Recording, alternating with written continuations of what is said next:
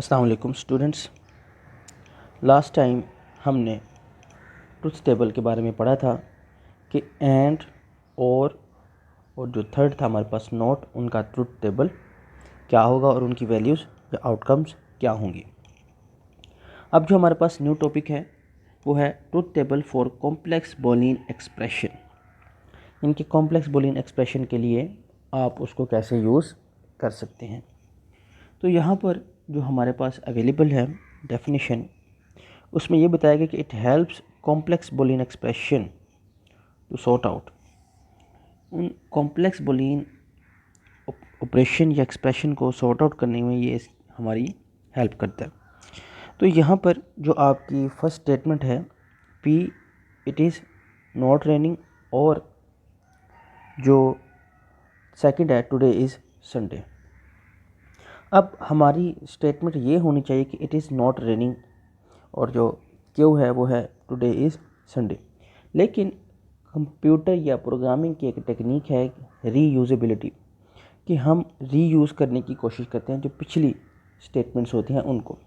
तो जो हमारे पास प्रीवियस अगर आप एग्जांपल देखें तो वहाँ पर जो पी की वैल्यू थी वो थी इट इज़ रेनिंग, तो हम उसी को यूज़ करेंगे विद नॉट ऑपरेटर और मज़ीद जो है वो कॉम्प्लेक्स स्टेटमेंट्स या एक्सप्रेशन को जनरेट करेंगे। यानी कि हमारे पास ये सेंस होनी चाहिए कि हम पुरानी चीज़ों को थोड़े से डिफरेंस के साथ, मॉडिफिकेशन के साथ दोबारा रीयूज़ कर सकें। तो यहाँ पर हमने रीयूज़ किया है पी, जो हमारे पास स्टेटमेंट थी इट इज़ रेनिंग, और जो क्यू स्टेटमेंट थी टुडे इज़ संडे, उन्हीं को हमने यूज़ किया है। पी को अब हमने इस्तेमाल करना था इट इज़ नॉट रेनिंग। तो हमने कैसे इस्तेमाल किया, हमने पहले एक एक्सप्रेशन पी ली जो हमारी प्रीवियस थी इट इज़ रेनिंग, उसी के साथ हमने ऑपरेटर लगाया नॉट पी, तो ऑटोमेटिकली उसकी जो भी आउटकम थे वो रिवर्स हो गए। यानी कि इट इज़ रेनिंग अगर ट्रू है तो इसका मतलब है कि इट इज़ नॉट रेनिंग ये ट्रू नहीं है, ये फॉल्स है, क्योंकि बारिश नहीं हो रही, ये सही बात नहीं है, बारिश हो रही है। इसके साथ हमने क्यू को यूज़ किया और विद एंड ऑपरेटर, तो जो हमारे पास सिंपल सी आउटकम आती है एंड में कि अगर दोनों जो है वो आंसर ट्रू हैं तो आंसर ट्रू होगा, वैल्यू जो है ट्रू है तो आंसर या रिज़ल्ट ट्रू होगा। अदरवाइज़ कोई एक भी या दोनों फॉल्स हैं तो आंसर हमारा फॉल्स होगा। तो यहाँ पर जो मेन चीज़ समझाने वाली थी वो आपको यही थी कि रीयूजेबिलिटी, इस सारी टेक्निक का मकसद यही है कि हम पुरानी जो स्टेटमेंट्स हैं उनको दोबारा भी कैसे इस्तेमाल कर सकते हैं, और इन बूलियन जो हमारे पास वेरिएबल्स हैं या वैल्यूज़ हैं उनके साथ कॉम्प्लेक्स स्टेटमेंट्स को कैसे जनरेट कर सकते हैं। उसके बाद जो नेक्स्ट हमारा टॉपिक है वो है laws of Boolean algebra. Law या रूल या असूल आप कह सकते हैं, जो हमेशा किसी भी सूरत में बिल्कुल वही आउटकम या वही परफॉर्म करेंगे जैसा उन्होंने या उनके बारे में बताया गया। जब कोई चीज़ बार बार रिपीट की जाती है और वो अपना आप चेंज ना कर रही हो या हमेशा उसके आउटकम वैसे ही रहें, तो उसको एक लॉ बना दिया जाता है, यानी कि वो हर सूरत में यही चीज़ ही रहेगी, ये हर जो है वो पॉसिबिलिटीज़ में एडजस्ट करेगी। तो हमारे पास जो पहला लॉ है वो है कम्यूटेटिव लॉ।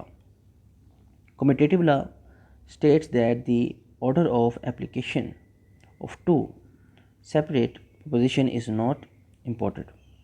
जो उनका ऑर्डर है वो मैटर नहीं करता।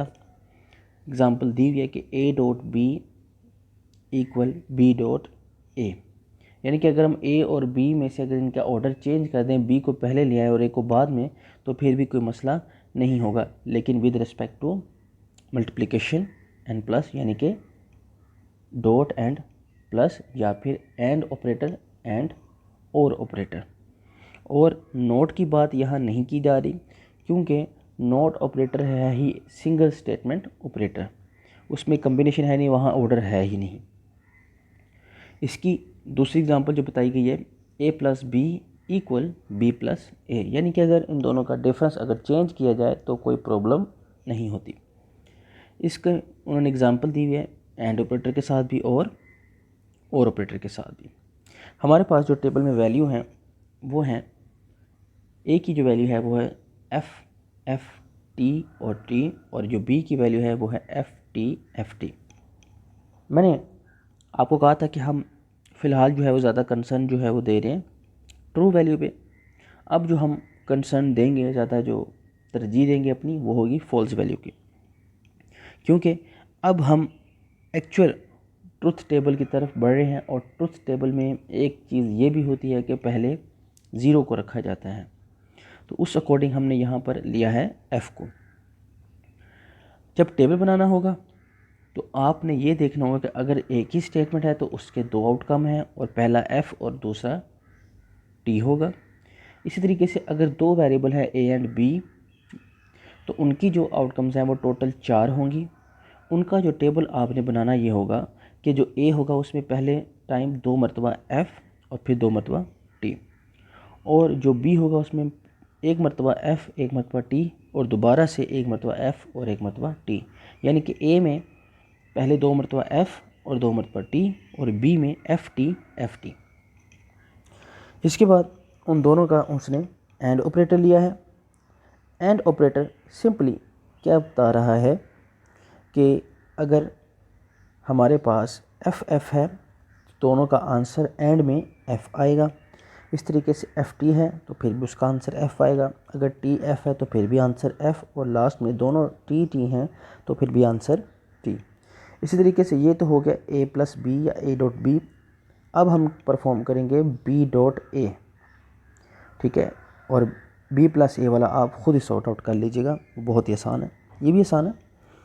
इसके बाद आप देखेंगे कि दोनों के जो आंसर हैं वो एक ही हैं, क्योंकि ए मल्टीप्लाई बी करें या बी मल्टीप्लाई ए, ये एक ही चीज़ होती है। दोनों हमने देखा है कि अगर बीच में एंड ऑपरेटर आ रहा है तो दोनों के आंसर को देखा जाएगा, नोट के उनके ऑर्डर को, और ये देखा जाएगा कि अगर दोनों आंसर ट्रू हैं तो आंसर ट्रू होगा, अदरवाइज़ उसका जो रिज़ल्ट होगा लास्ट वो फॉल्स होगा।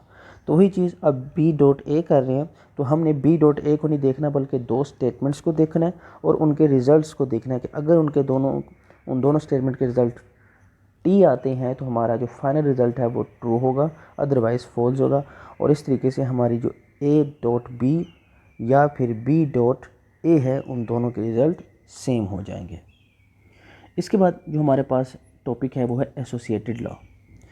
एसोसिएटेड लॉ में आपने जहन में रखना है कि 3 वैल्यूज़ होंगे या 3 वेरिएबल्स होंगे, और उन तीनों के दरमियान जो साइन है वो सेम रहेगा। यहाँ पे स्टेटमेंट में देखें ए प्लस बी ब्रैकेट क्लोज कर दिया प्लस सी, और जो राइट हैंड साइड है वो क्या है, ए प्लस ब्रैकेट को यूज़ किया गया और उसमें क्या लिखा गया, बी प्लस सी। इसी तरीके से विद रिस्पेक्ट टू डॉट यानी कि एंड या मल्टीप्लिकेशन आप कह सकते हैं, वो कुछ ऐसे है कि ए डॉट बी ब्रैकेट में और फिर डॉट सी। इसी तरीके से राइट हैंड साइड पे क्या है कि ए डॉट और ब्रैकेट में जो लिया गया है वो इस मतलब वो क्या है, बी डॉट सी। इसके लिए करना ये होगा कि आपने 3 वैल्यूज़ लेनी है ए बी और सी। यहाँ पर जो चीज़ समझने वाली है वो है इनकी पॉसिबिलिटीज़ या आउटकम्स क्या होंगे। जब हमारे पास 3 वैल्यूज़ होती हैं तो हमारे पास जो पॉसिबिलिटीज़ है वो इस मतलब 4 के बजाय 8 हैं। उसका जो टेबल है वो आपने ज़रा गौर से सुनना है।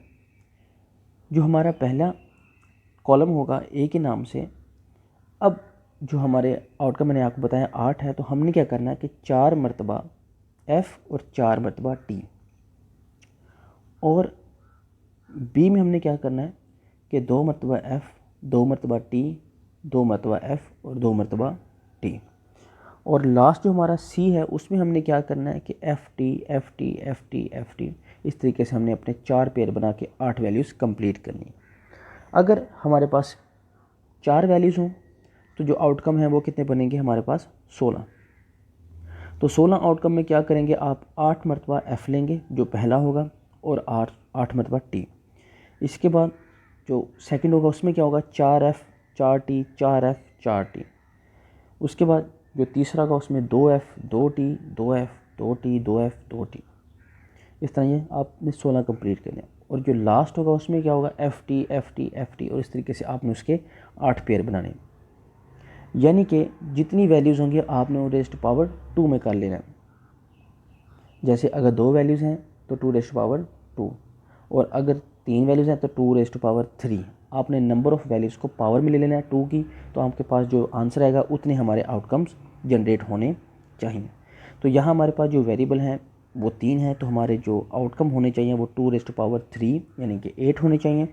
और उनको बनाने का जो टेबल है वो हमेशा यही होगा, जो फर्स्ट होगा उसमें हाफ आपने एफ़ लिखने हैं और हाफ टी, और उसके बाद जो बी होगा उसमें उससे भी मज़ीद हाफ एफ़ और हाफ टी, और जो इनके आपका हाफ टेबल बनेगा उसको दोबारा रिपीट करें। यानी कि देखिए ए में हमारे पास क्या है 4F और 4T, ये कंप्लीट हो गया।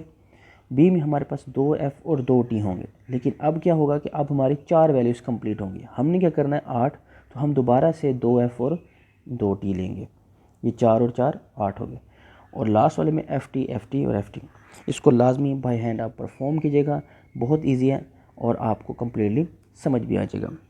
अब हमने क्या करना है कि जो हमारी पहली ब्रैकेट्स थी पहले हम उनको सॉल्व करते हैं। A+B उसका आंसर निकालेंगे, ए और बी वालों का जो आंसर होगा विद रिस्पेक्ट टू प्लस, ये डॉट आप जो भी परफॉर्म करें टेबल एक जैसी है। उसके बाद जो हमारे पास है B+C, जो ब्रैकेट में जो थी हमारे पास वैल्यूज़, हमने उनको परफॉर्म किया। अब हम क्या करेंगे, सिंपल जो सिंगल वैल्यू थी उनको ब्रैकेट वाले के साथ प्लस या एंड ऑपरेटर परफॉर्म करेंगे। A+B+C के साथ हम यूज़ करेंगे, और इसी तरीके से B+C का आंसर जो है वो हम A के साथ यूज़ करेंगे। और देखेंगे कि हमारे पास जो दोनों आंसर हैं, जो दोनों कॉलम हैं A+B+C वाला और B+C+A वाला, वो सेम है। तो हमारा जो लॉ है वो परफॉर्म हो चुका है, वो प्रूव्ड हो चुका है कि दोनों के आंसर सेम आते हैं। इसके लिए आपको लाजमी इस टेबल को बाय हैंड परफॉर्म करना होगा। एक तो आपको आउटकम्स के बारे में मज़ीद जो है वो समझ आ जाएगी और उसकी प्रैक्टिस हो जाएगी और वो बनाने आपके लिए इजी हो जाएंगे। उसके बाद जो आपने ऑर्डर ऑफ वेरिएबल्स लेना है, A+B लेना है, B+C, किस तरीके से, वो बहुत ही आसान बताया कि पहले ब्रैकेट्स को सॉल्व करें और फिर उसके बाद दूसरे वेरिएबल्स को यूज़ करें, और इस तरीके से आपके पास दोनों आउटकम आमने सामने जैसे स्क्रीन पर नज़र आ रहे हैं वैसे आ रहे होंगे। मज़ीद किसी भी किस्म की प्रॉब्लम हो तो शेयर कीजिएगा। अस्सलाम वालेकुम।